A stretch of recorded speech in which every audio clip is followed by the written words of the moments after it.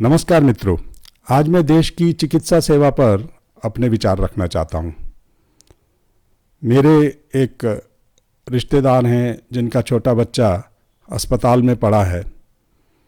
उसे गुर्दे की कुछ समस्या हो गई है, लेकिन वे सरकारी अस्पताल नहीं जाना चाहते क्योंकि सरकारी अस्पतालों में देखरेख नहीं होती, ऐसी आम धारणा है। सरकारी अस्पतालों में उपकरण बहुत अच्छे होते हैं। सरकारी अस्पतालों में देश के सबसे अच्छे डॉक्टर उपलब्ध होते हैं। वहाँ सब कुछ होता है, लेकिन साथ ही वहाँ मरीजों की संख्या इतनी अधिक होती है और जो बड़े बड़े हमारे नेता लोग हैं, अधिकारी लोग हैं, उनकी सोच सिफारिश इतनी चलती है कि वहाँ पहले तो प्रवेश पाना ही कठिन होता है। पहले तो डॉक्टर की अपॉइंटमेंट ही नहीं मिलती, महीनों बाद की अपॉइंटमेंट मिलती है। मेरा निजी अनुभव है, एसजीपीजीआई में हम एक वृद्ध सज्जन को लेकर गए थे। उनके तीनों जो हार्ट की आर्टरीज थी, तीनों बंद थी, तो उन्हें हम दिखाने के लिए ले गए थे। सवेरे से शाम के 5-6 बजे तक हम बैठे रहे, हमारा नंबर ही नहीं आया। हम स्वास्थ्य सेवाओं के लिए अपने आय कर के साथ उपकर भरते हैं। उपकर भरने के बाद भी हमें सरकारी अस्पतालों में स्वास्थ्य सेवाएं उचित रूप में नहीं मिलती। ये एक अलग मुद्दा है कि जो कर भरता है उसे देश से कुछ अतिरिक्त मिले, लेकिन अतिरिक्त तो क्या, जो सामान्य जन को मिलता है वह भी नहीं मिलता। स्वास्थ्य सेवाएं बहुत ही गर्हित स्थिति में हैं, ऐसा हम मानते हैं। अब कोई लाख कह ले कि हमारे अस्पताल बहुत अच्छे हैं, वहाँ डॉक्टर बहुत अच्छे हैं, वहाँ उपकरण बहुत अच्छे हैं, वहाँ अच्छे वार्ड हैं, बिल्डिंग बहुत अच्छी है, ये सब ठीक है। इसमें इस अच्छे होने में किसी का स्वार्थ होगा, तभी उसने इनको इतना अच्छा बनाया है। देश की व्यवस्था से हम पर सब अवगत हैं, लेकिन उस अच्छा होने का तभी कोई अभिप्राय है जब उससे हम लाभान्वित हों। लेकिन हम सरकारी अस्पताल जाते हैं, मेरा निजी अनुभव है, अपने भाई को लेकर गया, अपनी माँ को मैंने देखा, वहाँ की स्थितियाँ अच्छी नहीं हैं। तो ये स्थितियाँ अच्छी नहीं हैं, इसलिए मुझे लगता है कि हम जो उपकर देते हैं उसका सही उपयोग नहीं होता, या उसका प्रतिलाभ कम से कम जो हमें मिलना चाहिए वो हमें नहीं मिल रहा। इसलिए देश की स्वास्थ्य सेवाओं से शिकायत निरंतर बनी हुई है। तो मैंने अपने उन रिश्तेदार सज्जन से कहा कि इस बच्चे को आप दिल्ली के किसी अच्छे अस्पताल में दिखाइए, सरकारी अस्पताल नहीं, क्योंकि वहाँ तो शायद ही कुछ हो पाएगा। आप ऐसे निजी अस्पताल में दिखाइए जहाँ कम से कम डॉक्टर तो उपलब्ध हों, विशेषज्ञ तो उपलब्ध हों। तो आज समस्या यही है हमारे सामने। ये स्थिति क्यों बनी हुई है? निजी अस्पताल बहुत अधिक धन लेते हैं, सरकारी अस्पताल कम धन लेते हैं, लेकिन सेवा अच्छी नहीं देते। इसका मुख्य कारण यही है कि जो आज आपूर्ति और मांग का समीकरण है स्वास्थ्य सेवा में, वह गड़बड़ाया हुआ है। देश की आबादी निरंतर बढ़ती चली जा रही है, लेकिन स्वास्थ्य सेवाएं देने वाले डॉक्टर बहुत कम हैं। इसका एक ही उपाय है कि आप अधिक से अधिक डॉक्टर पैदा करें, लेकिन हमने डॉक्टरी की पढ़ाई के मानक इतने ऊंचे कर दिए हैं, प्रवेश ही नहीं हो पाता। 20 लाख बच्चे हर वर्ष परीक्षा देते हैं, कोटा में जाकर 4-4 साल एड़ियाँ घिसते हैं, लेकिन नीट की परीक्षा में वे इतने अंक नहीं ला पाते कि उन्हें किसी सरकारी महाविद्यालय में प्रवेश मिल जाए। मेरा ये सुझाव है कि बहुत अधिक प्रतिभा की खोज न करके हमें खोज करनी चाहिए सेवा भाव की। अगर किसी युवा में सेवा भाव है, मानवता के प्रति उसके मन में करुणा है, दया है, माया है, ममता है और थोड़ी मेधा भी है, पढ़ सकता है, वो याद कर सकता है, चीज़ों को समझ सकता है, मानव शरीर की रचना को या भेषज विज्ञान को, तो उसे प्रवेश मिलना चाहिए। बहुत अच्छा विद्यार्थी हो लेकिन अहंकारी हो, उसके मन में कोई सेवा भाव ना हो, तो उसको डॉक्टर बनाने से कोई लाभ नहीं। वो डॉक्टर बन भी जाएगा तो मरीज को हाथ नहीं लगाएगा। इससे बेहतर तो वो छात्र है जो मरीज को आलिंगन में लेने के लिए, उसका पांव दबाने के लिए, उसका सिर दबाने के लिए तैयार है। क्यों? क्योंकि ऐसा व्यक्ति ही इलाज कर सकता है, जैसे मुन्ना भाई ने किया है, मुन्ना भाई MBBS में। ऐसे डॉक्टर हमें चाहिए। लेकिन वो डॉक्टर बने कैसे? हमारे यहाँ तो मेडिकल कॉलेजों की बहुत कमी है, उसमें भी सरकारी कॉलेजों की तो बहुत ही कमी है। तो उपाय यही है कि छोटे छोटे सरकारी कॉलेज खोले जाएं, हर जिले में 1-2 सरकारी कॉलेज खोले जाएं और वहाँ इफरात में छात्रों को प्रवेश दिया जाए। जब हम किसी भी वस्तु की मात्रा बढ़ा देते हैं तो उसमें गुणवत्ता की थोड़ी कमी आ जाती है, ये संभव है। लेकिन मुझे लगता है कि पैसे भी न दें और गुणवत्ता की भी उम्मीद करें, ये अनुचित है। एक कहावत है, सस्ता रोए बार बार, महंगा रोए एक बार। अगर आप पढ़ाई पर धन ही खर्च नहीं करेंगे तो कैसे आपको अच्छी पढ़ाई मिलेगी? कम से कम भारत में तो यही हो गया है। इसीलिए तो लोग निजी कॉलेजों में, निजी स्कूलों में अपने बच्चों को भेजते हैं, क्योंकि सरकारी में तो सब गड़बड़ है, वहाँ तो कोई पढ़ाता ही नहीं, वहाँ स्तर बहुत नीचा है। सौभाग्य से कम जो कॉलेज स्तर की पढ़ाई है वहाँ ऐसा नहीं है। कॉलेज स्तर की पढ़ाई में हमारे जो महाविद्यालय हैं वो अच्छे हैं, लेकिन स्कूलों में जो सरकारी स्कूल हैं वहाँ पढ़ाई अच्छी नहीं होती, वहाँ निजी स्कूलों में पढ़ाई अच्छी होती है। लेकिन हम उसके लिए भी उपकर देते हैं, शिक्षा के लिए भी उपकर देते हैं अपने कर के साथ। इतना उपकर देने के बावजूद न हमारे स्कूल, सरकारी स्कूल अच्छे हैं, न हमारे लिए सरकारी मेडिकल कॉलेज उपलब्ध हैं। इसलिए सवाल उठाता हूँ मैं कि हमारे उपकर से क्यों नहीं ये सारी चीज़ें, ये सारी सुविधाएं आप उपलब्ध कराते। मेडिकल की पढ़ाई इतनी महंगी क्यों है? एक तो वहाँ आपूर्ति की कमी है, दूसरा निजी क्षेत्र में लोगों ने अपने कॉलेज लगाए हुए हैं। ये कौन लोग हैं? ये व्यवसायी हैं या राजनेता हैं। इन्होंने एक प्रकार से मेडिकल की पढ़ाई को अपने कब्जे में लिया हुआ है और ये कभी नहीं चाहेंगे कि सरकारी क्षेत्र में अधिक कॉलेज उपलब्ध हों, जिससे आपूर्ति ज़्यादा हो जाए और मांग को पूरा करने लगे। आज भी देश का बच्चा पढ़ लिख कर डॉक्टर बनना चाहता है।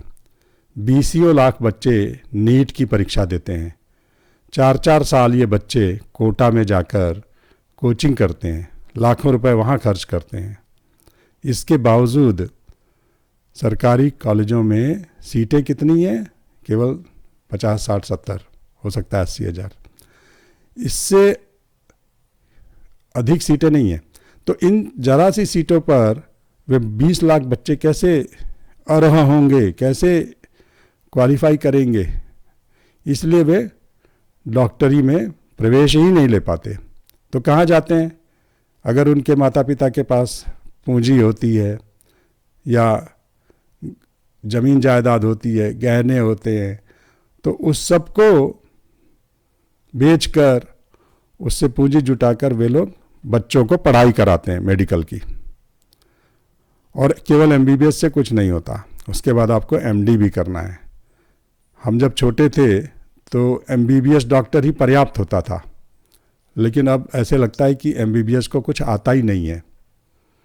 एक हमारे परिचित हैं डॉक्टर साहब जो प्रोफेसर हैं, MD के स्टूडेंट्स को पढ़ाते हैं, तो उनके माध्यम से पता लगा कि अब जो मेडिकल के छात्र MBBS होकर आते हैं उन्हें कुछ नहीं आता, ये उनका वक्तव्य है। तो जब आप MBBS में कुछ सीख ही नहीं पा रहे हैं तो जाहिर है MD भी करना पड़ेगा। MD में भी अधूरापन रह गया तो आपको इंटर्नशिप भी करनी है, बिना उसके डिग्री नहीं मिलेगी। तो ये सारी चीज़ें हमारे यहाँ विद्यमान हैं। करोड़ों रुपए लग जाते हैं मेडिकल की डिग्री लेने में। अब जिसने करोड़ रुपए लगा दिए उसको उसका प्रतिलाभ भी तो चाहिए। अगर मैं करोड़ रुपए का ऋण लूँ तो 9-10% भी ब्याज होगा, तब भी मुझे 9-10 लाख रुपए हर वर्ष ब्याज के रूप में ही चुकाने हैं। मूल कब चुकाऊंगा? अगर मुझे 10 लाख रुपए ब्याज चुकाना है तो हर महीने मुझे कितना अर्जित करना होगा ये सोचिए, और मूल भी चुकाना है। तो अगर किसी डॉक्टर को 2-2.5 लाख रुपया महीना ना मिले तो कैसे ऋण होगा? इसलिए जो डॉक्टर पढ़कर निकलते हैं उनका प्रयास यही रहता है कि किसी बड़े अस्पताल में लग जाए जहां उन्हें 2-2.5 लाख रुपए 3 लाख रुपए सैलरी के रूप में मिले, या वे विदेश चले जाते हैं क्योंकि विदेशों में डॉक्टरों की बहुत मांग है और उन्हें वहाँ पर इतने डॉलर मिल जाते हैं कि वे आराम से अपना ऋण चुका सकें। जो सरकारी कॉलेजों में बच्चे पढ़े होते हैं उनके ऊपर ऋण का दबाव नहीं होता, तो वे या तो अपना क्लिनिक स्थापित कर सकते हैं या कई बार केवल MBBS जो होते हैं उन्हें सरकारी मेडिकल ऑफिसर की नौकरी भी मिल जाती है, जिसमें वेतन बहुत अधिक नहीं होता, हो सकता है बहुत होगा तो लाख रुपया होगा। तो ये स्थिति है हमारे देश में मेडिकल की। ऐसी स्थिति में ये उम्मीद करना गलत है कि हमें सस्ती मेडिकल सुविधाएं मिलेंगी, क्योंकि हमने जो आपूर्ति मुहैया कराई है उसके दाम देने पड़ रहे हैं। इसीलिए आधा भारत झोला छाप डॉक्टरों के भरोसे है। एक बार एक सज्जन से मेरी मुलाकात हुई, मैंने पूछा आप क्या करते हैं? बोले मैं डॉक्टर हूँ। मैंने कहा किस चीज़ के डॉक्टर हैं? बोले मनुष्यों का डॉक्टर हूँ। मैंने कहा क्या आपकी क्वालिफिकेशन है? बोले कुछ नहीं। मैंने कहा फिर डॉक्टर कैसे बन गए? तब उन्होंने अपनी कथा बताई। बोले पहले मैं खरादिया था, लेथ ऑपरेटर, 5 साल मैंने वो काम किया। उसके बाद मैं एक डॉक्टर का हेल्पर बन गया, कंपाउंडर, उनके साथ 5 साल रहा। फिर मैंने इतनी डॉक्टरी सीख ली कि मैंने गांव में अपना एक क्लिनिक डाल लिया है डॉक्टर का। अब उनकी पत्नी गांव में जो स्वास्थ्य कार्यकर्ता होते हैं वो है और वे डॉक्टर हैं। उनकी पत्नी पूरे इलाके में 5-7-10 किलोमीटर के दायरे में सब लोगों को जानती है। तो वहाँ जितने मरीज मिलते हैं, जितने प्रसव के केस होते हैं, सबको लेकर अपने इस तथाकथित डॉक्टर पति के क्लिनिक में आ जाती है और वहाँ दोनों मिलकर लोगों का इलाज करते हैं। ये कोई एकाकी केस नहीं है, ऐसा पूरे भारत में हो रहा है। एक चुनौती है सीएमओ के लिए, लेकिन वो भी क्या करे? अगर आप बहुत गुणवत्ता युक्त सेवा नहीं दे सकते, आपके पास आपूर्ति ही नहीं है, तो आपको यहाँ समझौते करने पड़ेंगे। जो है उसे आप हटा नहीं सकते। अगर उसको हटाना है तो उसका एवजी कोई लाना है, प्रतिस्थापित करना है उसे। प्रतिस्थापित कैसे होगा? जब आप अच्छे डॉक्टर दें। ये जो झोला छाप हैं अपने क्षेत्र में बड़े प्रतिष्ठित लोग हैं, इन्हें सब लोग डॉक्टर ही जानते हैं, और हमारे देश में नियम कानून को कोई नहीं मानता, सब धज्जियां उड़ाने में माहिर हैं। लोगों को सेवा मिल रही है, जो सेवा वे किसी क्वालिफाइड डॉक्टर के पास 500 रुपये में पाते, वही सेवा ये झोला छाप 50 रुपये में दे रहा है। केवल सलाह नहीं दे रहा, केवल नुस्खा लिख के नहीं दे रहा है, दवा भी दे रहा है साथ में 50 रुपये में या 100 रुपये में। तो ये जो सस्ता इलाज है ये हमारे देश की विवशता है। केवल गांव नहीं बल्कि शहरों में जो मलिन बस्तियां हैं या जहां पर पुलिस प्रशासन बहुत कम जाता है, वैसी जगहों पर भी आंख खोलकर देखिए कैसे कैसे डॉक्टर प्रैक्टिस कर रहे हैं। 10-12 शीशियां रख ली, 10-12 गोलियां रख ली, एक पर्दा लगा लिया, एक टेबल लगा ली, कुर्सी लगा ली, एक बेंच रख ली, हो गया क्लिनिक। डॉक्टर साहब ने इलाज शुरू कर दिया। इसी तरह देश की स्वास्थ्य व्यवस्था चल रही है। ऐसी व्यवस्था को कैसे दुरुस्त किया जा सकता है? केवल निषेधात्मक तरीकों से ये व्यवस्था दूर नहीं होगी। ये व्यवस्था तब ठीक होगी जब आप सकारात्मक कुछ योगदान करें, डॉक्टरों की आपूर्ति बढ़ाएं, ज़्यादा से ज़्यादा डॉक्टर पैदा करें। क्यों नहीं अस्पताल दो शिफ्टों में, मेडिकल कॉलेज जो है 2 शिफ्टों में क्यों नहीं चलते? 2 शिफ्टों में चलाइए, ज़्यादा डॉक्टर बनाइए, और ज़रूरी नहीं है कि एकदम क्रीम कोई आप डॉक्टर बनाएं। कोई ज़रूरी नहीं है कि जिस बच्चे के 98% अंक आए वो बड़ा सेवाभावी होगा, बहुत बढ़िया डॉक्टर होगा। बल्कि संभावना ये है कि वो तो मरीज को छुएगा भी नहीं। उसके मन में इतना अहंकार होगा कि मेरे इतने अंक आए हैं, इतना प्रतिभाशाली, इतना मेरिटोरियस हूँ मैं इस रोगी को कैसे छूऊं जो बस्सा रहा है, जिसके घाव रिस रहे हैं। इसलिए हमें ऐसे छात्रों को मेडिकल में प्रवेश देना चाहिए जो सेवाभावी हों, जिन्हें ज्ञान भी हो और मन में सेवा का भाव भी हो। ऐसे बच्चे डॉक्टर बनेंगे तो शायद अच्छी सेवा करेंगे। हो सकता है उनका लालच भी कम हो।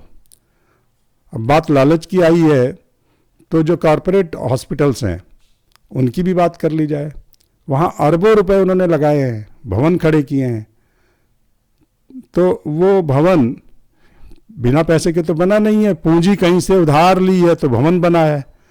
तो उस उधार पूंजी का ब्याज भी चुकाना है, मूल भी चुकाना है, वो कहाँ से निकले।